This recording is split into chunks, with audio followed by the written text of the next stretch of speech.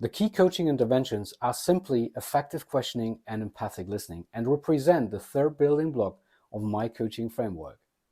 I divided it into two parts, so I provide more insights about empathic listening on another video. But when you want to learn how you design effective questions, you are right here to watch this video.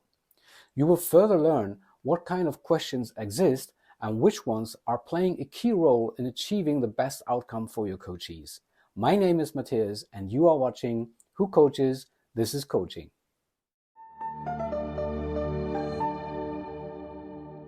What's up coaches, Matthias here, and I show you today two ways of categorizing questions and also two ways of designing effective ones. Let's start with the two categories of questions that are relevant in the coaching context.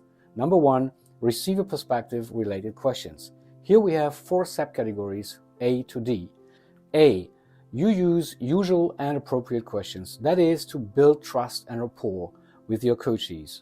When you achieve this, you are deeply in tune with your coachees, and also your coachee is then in the cozy zone, a good start for a coaching conversation. B, usual and inappropriate questions, and C, unusual and inappropriate questions. Regardless your questions being received as usual or unusual, if they are received as inappropriate, your coachees are then in the exposure zone. So we have then also B, which are unusual and appropriate questions. That's where you really want to have your coachees because you raise their self-awareness.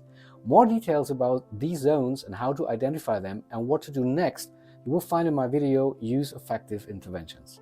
Let's go now to number two, the sender perspective related questions. There we have two subcategories, A and B. A are questions that follow the interest of the coach, so yours.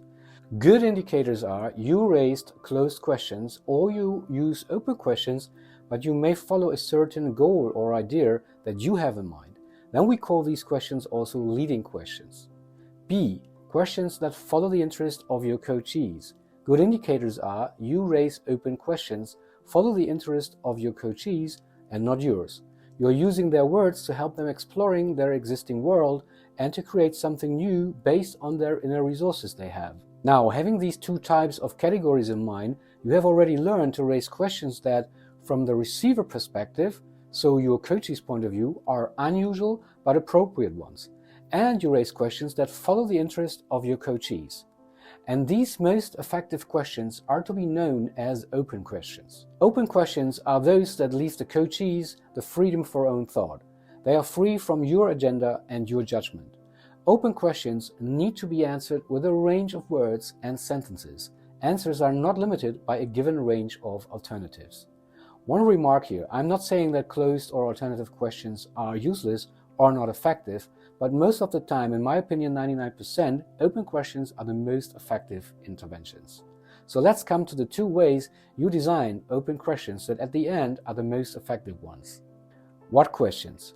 Most open questions are designed by starting with a what. For example, what did you do? Or what didn't you do? Or what were the reasons? Or what do you mean by XYZ? XYZ was something they mentioned during their telling. In this case, you could also say, tell me more about XYZ. It's not an open question, I know, but it leaves also the answer fully open, and it follows the interest of your coachees that were talking about XYZ, so you use their words. And please do not interpret or interchange their words. So if they say, for example, tension, leave it as it is by asking, what does this tension mean to you? Or tell me more about this tension, etc. And do not ask, what does this problem mean to you? Or tell me more about your problem. It is only you then who made out of tension a problem. And that's merely driven by your own thoughts and value system, making out of tension a problem. Number two, how questions. Use how and a specifier. It compels more details from your coachees. If you do so, you ask how much, how often, how many, how long. For example, how much control do you have about that goal? How long does this usually take? And you use these how questions for more details that might be relevant for your coachees from their point of view. And these were already the two ways of designing open questions. Now you might say, cool Matthias, but what is about why questions? Isn't that a third way to design open questions? And I'll reply to you, why do you think so? why questions are indeed open questions, but most of the time, why questions are perceived as usual but inappropriate. Why? Because your coachees feel being asked to justify their thoughts or actions. They find themselves in the exposure zone, and that's absolutely not where you want them to be. Because neither the cozy zone nor the exposure zone are good ones to produce effective coaching outcomes. Having said that, there are cases where people are only in the self-awareness zone when you ask them why questions from time to time, but that is extremely rare.